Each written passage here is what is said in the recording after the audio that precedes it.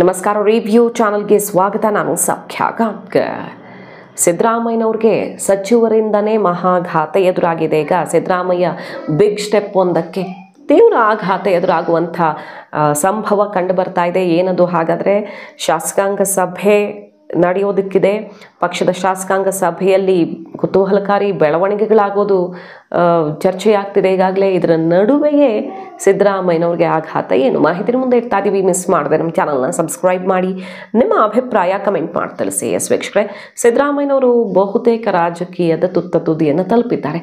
ಇದೊಂದು ಅವಧಿ 5 ವರ್ಷ ಕಂಪ್ಲೀಟ್ ಮಾಡಿಬಿಟ್ರೆ ಅವರು ಅಂದುಕೊಂಡಿದ್ದನ್ನು ಸಾಧಿಸ್ದಂಗೆ. ಆದರೆ ಮಧ್ಯದಲ್ಲೇ ಕೆಳಗಿಳಿಸಬೇಕು ಅನ್ನೋ ಶತಪ್ರಯತ್ನ ಆಗ್ತಾ ಇದೆ. ಒಂದು ಚಾಂಪಿಯನ್ ಆಗಿ, ಹಿಂದುಳಿದ ವರ್ಗಗಳ ಚಾಂಪಿಯನ್ ಆಗಿ ಅರಸೋರ ಎತ್ತರಕ್ಕೆ ಏರಬೇಕು ಅನ್ನೋ ಲೆಕ್ಕಾಚಾರ, ಮತ್ತೊಂದು ಕುರ್ಚಿಯನ್ನು 5 ವರ್ಷ ಭದ್ರವಾಗಿರಿಸ್ಕೊಳ್ಳೇಬೇಕು ಅನ್ನುವಂಥ ಹಠ, ಎರಡೂ ಕಾರಣ ಇರಬಹುದು. ಜಾತಿ ಗಣತಿ ರಿಪೋರ್ಟನ್ನು ಸಂಪುಟ ಚರ್ಚೆ ಮಾಡೋದಕ್ಕೆ ಹೊರಟಿದ್ದಾರೆ. ಇದೇ 16ನೇ ತಾರೀಕು ಏನು ನಡೆಯುತ್ತೆ ಸಚಿವ ಸಂಪುಟ ಸಭೆ, ಅಲ್ಲಿ ಈ ವಿಚಾರವನ್ನು ಎತ್ತಿಕೊಳ್ಳಿದ್ದಾರೆ ಸಿದ್ದರಾಮಯ್ಯನವರು. ಅಂದರೆ ಈಗ ಅಕ್ಸೆಪ್ಟ್ ಆಗಿರುವಂಥ ರಿಪೋರ್ಟ್ ಏನಿದೆ ಅದನ್ನು ಮಂಡಿಸೋದು, ಅಧಿಕೃತಗೊಳಿಸೋದು, ಆ ಮೂಲಕ ಮೀಸಲಾತಿ ಮತ್ತೊಂದು ಅಂತ ದಾಳವನ್ನು ಉರುಳಿಸೋದು ಸಿದ್ದರಾಮಯ್ಯನವರ ಲೆಕ್ಕಾಚಾರ. ಆದರೆ ಈಗ ತೀವ್ರ ವಿರೋಧ ವ್ಯಕ್ತವಾಗಿದೆ. 10 ವರ್ಷಗಳ ಬಳಿಕ ಸರ್ಕಾರಕ್ಕೆ ಅದು ಸಲ್ಲಿಕೆ ಆಯಿತು. ವಿರೋಧದ ನಡುವೆಯೇ ಜಯಪ್ರಕಾಶ್ ಹೆಗ್ಡೆ ಅವರನ್ನೇ ಈ ವರದಿಯನ್ನು ಪಡೆದುಕೊಂಡ್ರು.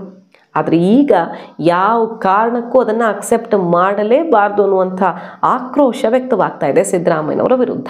ಶಾಸಕಾಂಗ ಸಭೆ, ಅತ್ಯಂತ ಮಹತ್ವದ ಶಾಸಕಾಂಗ ಸಭೆ ನಡೆಯಲಿಕ್ಕಿದೆ. ಈ ಪಣ ಬಡಿದಾಟ, CM, KPCC ಅಧ್ಯಕ್ಷರ ವಾರೆಲ್ಲ ನಡೀತಿರೋ ಹೊತ್ತಲ್ಲಿ ಈ ಶಾಸಕಾಂಗ ಸಭೆ ಮಹತ್ವ ಪಡ್ಕೊಂಡಿದೆ. ಇಲ್ಲಿ ಎಲ್ಲರ ಬಹಿರಂಗ ಹೇಳಿಕೆ, ಮೀಟಿಂಗು ಎಲ್ಲದಕ್ಕೂ ಬ್ರೇಕ್ ಹಾಕೋದಕ್ಕೆ ಹೈಕಮಾಂಡ್ ನಿರ್ಧಾರ ಮಾಡಿದೆ ಸಹಜವಾಗಿ.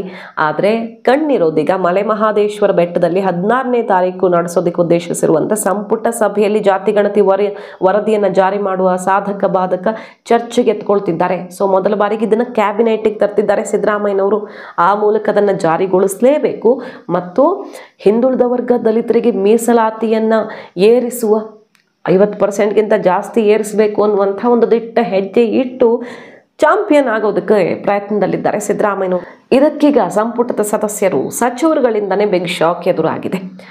ಜಾತಿ ಗಣತಿ ಪ್ರಕಾರ ಈಗ ಹೊರಬಿದ್ದಿರುವಂಥ ಅಂಕಿಅಂಶದ ಪ್ರಕಾರ ಲಿಂಗಾಯತರ 68 ಲಕ್ಷ ಮತ್ತು ಒಕ್ಕಲಿಗರು 65 ಲಕ್ಷ ಅನ್ನೋ ರೀತಿಯಲ್ಲೆಲ್ಲ ಕಂಡು ಬರ್ತಿದೆ ಲೀಕ್ ಆಗಿರುವಂಥ ರಿಪೋರ್ಟು. ಅದಕ್ಕೆ ತೀವ್ರ ಆಕ್ರೋಶ ವ್ಯಕ್ತವಾಗಿದೆ. ಅವೈಜ್ಞಾನಿಕವಾಗಿ ನೀವು ಬಾಯಿಗೆ ಬಂದಂಗೆ ಮನೇಲಿ ಕೂತ್ಕೊಂಡು ಸರ್ವೆ ಮಾಡಿದಿರಾ ಅಂತ ವೀರಶೈವ ಮಹಾಸಭಾನು ಹೇಳಿತ್ತು. ಒಕ್ಕಲಿಗ ಸಮುದಾಯದ ಮೀಟಿಂಗ್ ಕೂಡ ಈಗ ಕರೆಯಲಾಗಿದೆ. ಇವತ್ತೇನೋ ಕರೆದಿದ್ರು, ಮುಂದೂಡಿಕೆ ಆಗಿದೆ. ಅದು ವೀರಶೈವ ಮಹಾಸಭಾದ ಜೊತೆಗೂಡಿ ನಿರ್ಣಯವನ್ನು ತಗೊಳ್ಳಿದೆ. ಎರಡೂ ಕಡೆಯಿಂದ ಬಲ ಬರ್ತಿದೆ. ಒಂದು ರೀತಿಯಲ್ಲಿ ಈ ವಿರೋಧದ ಹೋರಾಟ ಏನಿದೆ ಇದರ ಲೀಡನ್ನು DK ಶಿವಕುಮಾರ್ ಅವರೇ ಪರೋಕ್ಷವಾಗಿ ವಹಿಸ್ಕೊಳ್ತಿದ್ದಾರೆ ಅಂದರೂ ತಪ್ಪಿಲ್ಲ. DK ಶಿವಕುಮಾರ್ ಅವರು ಒಕ್ಕಲಿಗ ಸಮುದಾಯದ ಮೇರು ನಾಯಕನಾಗಿ ಬೆಳೆಯೋದಕ್ಕೆ ಪ್ರಯತ್ನ ಮಾಡ್ತಿರೋ ಹೊತ್ತಲ್ಲಿ ಇದು ಕೂಡ ಬಹಳ ದೊಡ್ಡ ಅಸ್ತ್ರವಾಗುತ್ತೆ. ನಾನು ಏನೇ ಬಂದರೂ ಸರ್ಕಾರದ ಪ್ರಮುಖ ಭಾಗವಾಗಿದ್ದರೂ ಕೂಡ ಸಮುದಾಯ ಬಿಟ್ಟುಕೊಡ್ಲಿಲ್ಲ ಅನ್ನೋದು ಬರುತ್ತೆ. ಮತ್ತು ಲಿಂಗಾಯತರ ಬಲವೂ ಸಿಗುತ್ತೆ. ಲಿಂಗಾಯತರ ಒಕ್ಕಲಿಗರ ತೀವ್ರ ವಿರೋಧ ಇದೆ. ನಮ್ಮ ಸಮುದಾಯದ ಸಂಖ್ಯೆ ಕಡಿಮೆ ತೋರಿಸಲಾಗಿದೆ, ಉಪಪಂಗಡಗಳನ್ನು ಸರಿಯಾಗಿ ಇಲ್ಲಿ ಕನ್ಸಿಡರೇ ಮಾಡಿಲ್ಲ, ವೈಜ್ಞಾನಿಕವಾಗಿ ಇನ್ನೊಂದ್ಸಲ ಮಾಡಲಿ, ಜಿಯೋ ಟ್ಯಾಗನ್ನು ಬಳಸಿ ಬಿಹಾರದ ಮಾಡಲಲ್ಲಿ ಸೈಂಟಿಫಿಕ್ ಆಗಿ ಮಾಡಲಿ, ಕರೆಕ್ಟಾಗಿ ಮಾಡಲಿ ಮತ್ತು ಆ ಮೂಲಕ ರಿಪೋರ್ಟನ್ನು ಇಟ್ಟು ಎಲ್ರಿಗೂ ನ್ಯಾಯ ಕೊಡಲಿ. ಆದರೆ ಇದು ಕೆಲವ್ರಿಗೆ ಮಾತ್ರ ಗಿಫ್ಟ್ ಕೊಡಬೇಕು ಅನ್ನೋ ಉದ್ದೇಶದಿಂದ ಮಾಡಿರುವಂಥ ಅವೈಜ್ಞಾನಿಕ ಸರ್ವೆ. ಇದನ್ನು ಯಾವ ಕಾರಣಕ್ಕೂ ಕ್ಯಾಬಿನೆಟಲ್ಲಿ ಮಂಡಿಸೋಕೆ ಬಿಡಲ್ಲ ಮತ್ತು ಅಕ್ಸೆಪ್ಟ್ ಮಾಡ್ಕೊಳ್ಳೋಕೆ ಬಿಡಲ್ಲ ಅನ್ನುವಂಥ ಒಮ್ಮತದ ನಿರ್ಣಯವನ್ನು ಮಂಡಿಸೋದಕ್ಕೆ ಈಗ ಒಕ್ಕಲಿಗ ಸಮುದಾಯದ ಮೀಟಿಂಗ್ ಆಗಲಿದೆ.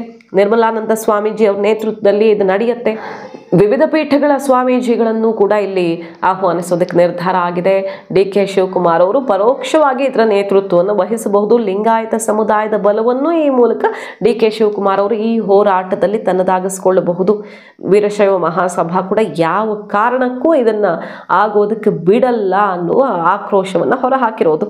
ಜಾತಿ ಗಣತಿ ವರದಿಯನ್ನು ಈಗಾಗಲೇ ನಾವು ವಿರೋಧಿಸಿ ನಿರ್ಣಯ ಕೈಗೊಂಡಿದ್ದಾಗಿದೆ. ಈ ನಿಲುವಲ್ಲಿ ಬದಲಾವಣೆ ಇಲ್ಲವೇ ಇಲ್ಲ. ಒಕ್ಕಲಿಗ ಸಮುದಾಯ ಈ ಸಂಬಂಧ ನಡೆಸೋ ಹೋರಾಟಕ್ಕೆ ನಾವು ಸಂಪೂರ್ಣ ಬಲ ತುಂಬುತ್ತೀವಿ ಅಂತ ವೀರಶೈವ ಮಹಾಸಭಾ ಹೇಳಿರೋದೀಗ. ಅಧಿಕೃತ ಆಧಾರ್ ಕಾರ್ಡ್ ಮಾಹಿತಿಯಂತೆ ರಾಜ್ಯದ ಜನಸಂಖ್ಯೆ 7 ಕೋಟಿ ದಾಟಿದೆ. ಸರ್ಕಾರದ ಸಮೀಕ್ಷೆ ನಡೆಸಿರೋದು 10 ವರ್ಷಗಳ ಹಿಂದೆ 5.98 ಜನಸಂಖ್ಯೆಯನ್ನು ಆಧರಿಸಿ ಲೆಕ್ಕ ಇಟ್ಟಿದ್ದೀರಾ. ಇದು ಅವೈಜ್ಞಾನಿಕ ಅಂತ ಹೇಳೋದಕ್ಕೆ ಇನ್ನೇನು ಬೇಕು? ವೈಜ್ಞಾನಿಕ ಮರು ಸಮೀಕ್ಷೆ ಮಾಡಬೇಕು. ಮರು ಸಮೀಕ್ಷೆಯನ್ನು ಮಾಡಿ ರಿಪೋರ್ಟ್ ತಗೊಳ್ಳಿ. ಈ ರಿಪೋರ್ಟನ್ನಂತೂ ನಾವು ಮಂಡಿಸೋದಕ್ಕೆ ಬಿಡಲ್ಲ ಅಂತ ಈಗ ಹಠ ಹಿಡಿದಿದ್ದು ಸಿದ್ದರಾಮಯ್ಯನವ್ರಿಗೆ ಆರಂಭದಲ್ಲೇ ಆಘಾತ ಎದುರಾಗಿದೆ. ಒಂದು ರೀತಿಯಲ್ಲಿ ಜೇನುಗೂಡಿಗೆ ಕಲ್ಲು ಹೊಡೆದಂತೆ. ಸಿದ್ದರಾಮಯ್ಯನವ್ರಿಗೆ ಏನೇ ಮಾಡೋದಕ್ಕೆ ಹೊರಟರೂ ಕೂಡ ಎಡವಟ್ಟಾಗುತ್ತೆ. ಮಂತ್ರಿಗಳೇ ಸಿಡಿದೇಳುವ ಮೂಲಕ ಹೈಕಮಾಂಡ್ ಮೇಲೂ ಕೂಡ ಒತ್ತಡ ತರಬಹುದು. ನೀವು ಸಮೀಕ್ಷೆ ಮಾಡೋದಕ್ಕೆ ನಾವು ವಿರೋಧಿಸ್ತಿಲ್ಲ, ಮರು ಸಮೀಕ್ಷೆ ಆಗಲಿ, ಆಧಾರ್ ಕಾರ್ಡೇ ಸಾಕಲ್ವ? ಆಧಾರ್ ಕಾರ್ಡ್ ಎಷ್ಟು ಜನರ ಹತ್ರ ಇದೆ, ನಿಮ್ಮ ನಂಬರ್ ಏನು ತೋರಿಸ್ತಾ ಇದೆ, ಅದೊಂದನ್ನೇ ಹಿಡ್ಕೊಂಡು ಈ ರಿಪೋರ್ಟ್ ಯಾವ ಕಾರಣಕ್ಕೂ ಜಾತಿ ಗಣತಿ ವರದಿ ಚರ್ಚೆ ಆಗಲೇಬಾರದು ಈಗಾಗಿರುವಂಥ ಸರ್ವೆ ಆಧಾರದಲ್ಲಿ ಅಂತ ಆಕ್ರೋಶ ವ್ಯಕ್ತವಾಗ್ತಿರೋದು.